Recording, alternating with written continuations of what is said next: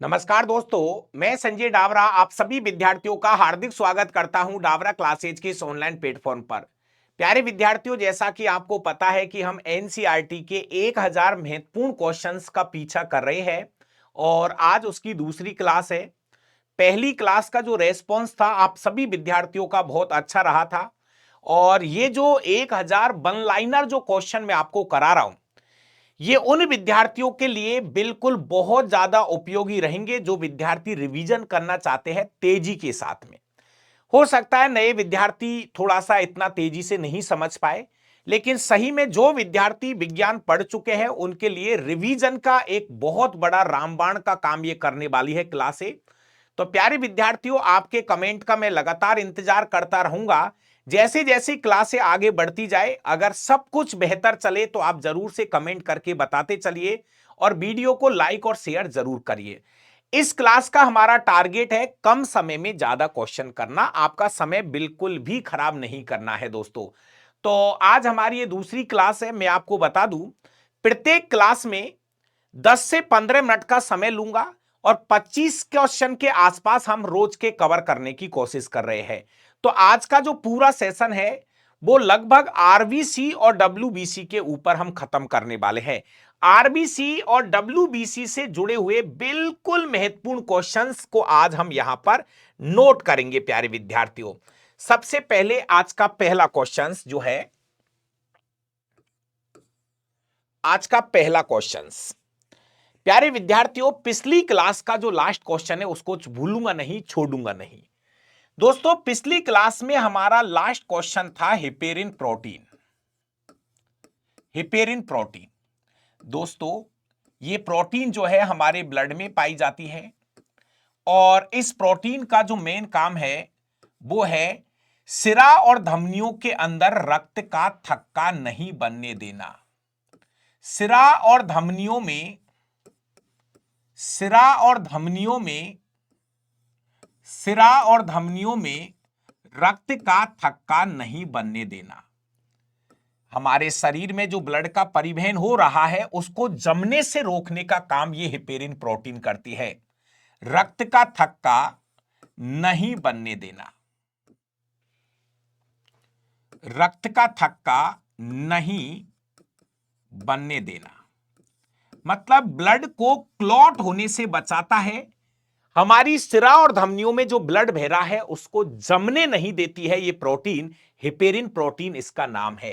प्यारे विद्यार्थियों, ये दूसरा क्वेश्चन आज का, प्रतिस्कंदन प्रोटीन किसे कहते हैं? इस शब्द को भी जानो। एंटी क्लॉटिंग प्रोटीन, प्रतिस्कंदन प्रोटीन किसे कहा जाता है? तो इस क्वेश्चन का जवाब भी हिपेरिन प्रोटीन होगा दोस्तों। हिपेरिन प्रोटीन ही इसका जवाब होगा। हिपेरिन प्रतिस्कंदन प्रोटीन के नाम से किसे जाना जाता है? उसका आंसर भी हिपेरिन होगा। एंटी क्लॉटिंग, क्लॉटिंग नहीं, एंटी क्लॉटिंग, रक्त का थक्का नहीं बनने देना, यह काम करेगी हिपेरिन प्रोटीन। क्वेश्चन नंबर तीसरा दोस्तों, आज का तीसरा क्वेश्चन, आरबीसी का लैटिन नाम। दोस्तों, आरबीसी का लैटिन नाम या रासायनिक नाम, मेरे प्यारे प्यारे विद्यार्थियों, आरबीसी का जो लैटिन नाम है वो इरिथ्रोसाइट है। आरबीसी को लैटिन भाषा में इरिथ्रोसाइट कहा जाता है। इरिथ्रो का मतलब होता है लाल, साइट का मतलब होता है कोशिका। आरबीसी को लैटिन भाषा में इरिथ्रोसाइट कहा जाता है प्यारे विद्यार्थियों। क्वेश्चन नंबर 4, आरबीसी का निर्माण कहां से होता है? आरबीसी का निर्माण प्यारे विद्यार्थियों हड्डियों के बीच में एक पदार्थ है जिसको अपन लाल अस्थि मज्जा बोल रहे हैं। आरबीसी का जो निर्माण होता है वो लाल अस्थि मज्जा होता है मेरे प्यारे विद्यार्थियों। लाल अस्थि मज्जा, red bone marrow, red bone marrow है तो अस्थि मज्जा ही, लेकिन प्यारे विद्यार्थियों हड्डियों के किनारों पर यह लाल अस्थि मज्जा पाया जाता है। तो आरबीसी का निर्माण कहां से होता है? उत्तर होगा लाल अस्थि मज्जा से। अगला क्वेश्चन है, आरबीसी के निर्माण की प्रक्रिया को, आरबीसी के निर्माण की प्रक्रिया को क्या कहा जाता है? आरबीसी के निर्माण की प्रक्रिया को आरबीसी के निर्माण की प्रक्रिया को क्या कहा जाता है?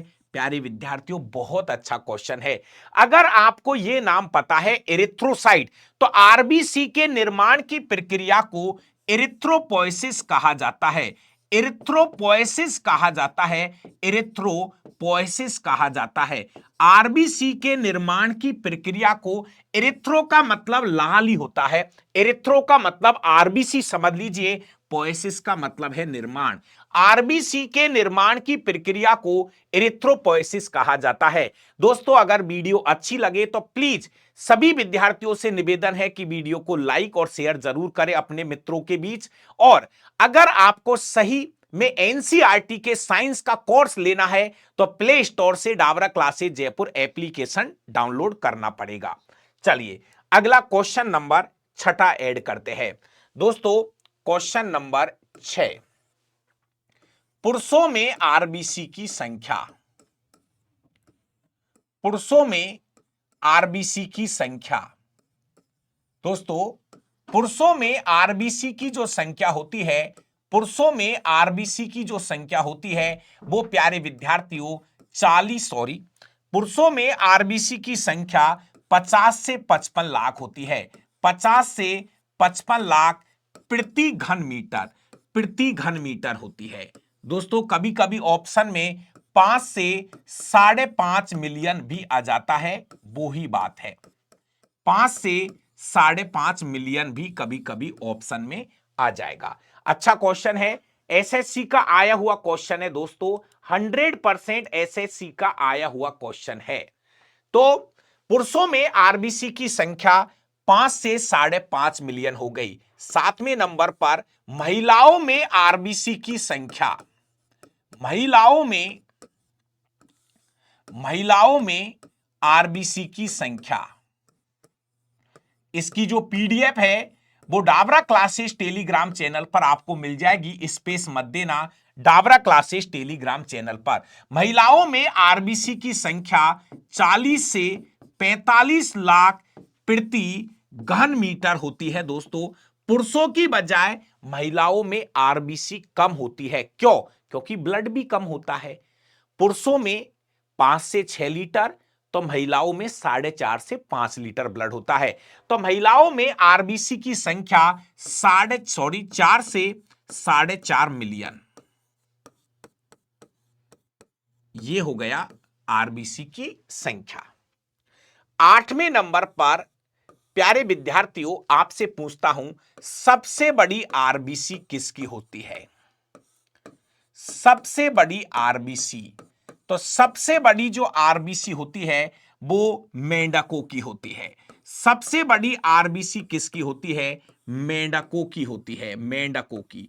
यह ऑप्शन में आ सकता है उभयचरों की, उभयचरों की। सबसे बड़ी आरबीसी मेंढकों की होती है। 9वें नंबर पर सबसे छोटी आरबीसी, प्यारे विद्यार्थियों बिल्कुल टॉपिक वाइज कराऊंगा, one liner question, topic by. RBC मतलब पूरा आरबीसी कंप्लीट।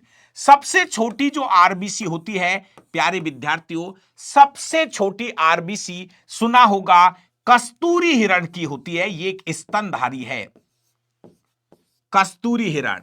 सबसे छोटी आरबीसी कस्तूरी हिरण की होती है। ये एक स्तनधारी जीव है, स्तनधारी जीव है, हम भी स्तनधारी है। इसके बाद 10वें नंबर पर प्यारे विद्यार्थियों, स्तनधारियों में, यह अच्छा क्वेश्चन है, यह अच्छा क्वेश्चन है, हो सकता है आपका यह क्वेश्चन गलत हो रहा होगा। स्तनधारियों में सबसे बड़ी आरबीसी, स्तनधारियों में सबसे बड़ी आरबीसी, सबसे बड़ी आरबीसी स्तनधारियों में अफ्रीकन हाथी की होती है, अफ्रीकन हाथी की होती है, अफ्रीकन हाथी की होती है। स्तनधारियों में सबसे बड़ी आरबीसी अफ्रीकन हाथी की होती है प्यारे विद्यार्थियों। तो मनुष्य का जो नाम है छोटे बड़े में आता ही नहीं है, न तो सबसे छोटी न सबसे बड़ी, न स्तनधारियों में सबसे छोटी न स्तनधारियों में सबसे बड़ी। तो प्यारे विद्यार्थियों मैं मनुष्य पर भी आ रहा हूं। क्वेश्चन नंबर 11, मनुष्य की आरबीसी का आकार कैसा होता है? मनुष्य की जो आरबीसी होती है प्यारे विद्यार्थियों, वो ऐसी होती है। मनुष्य की आरबीसी ऐसी होती है, इसको बोलते हैं द्विअप्तलाकार। द्विअप्तलाकार, द्विअप्तलाकार, द्विअप्तलाकार इसको बोलते हैं बाइकॉनकेव। हमारी आरबीसी का आकार ऐसा होता है। मनुष्य की आरबीसी उभय अप्तलाकार या द्विअप्तलाकार या बाइकॉनकेव प्रकार की होती है प्यारे विद्यार्थियों। 11वें के बाद में क्वेश्चन नंबर 12वां, ध्यान से सुनिए। क्या मनुष्य की आरबीसी में, क्या मनुष्य की आरबीसी में, क्या मनुष्य की आरबीसी में केंद्रक पाया जाता है? क्या मनुष्य की आरबीसी में केंद्रक पाया जाता है? क्वेश्चन है ये।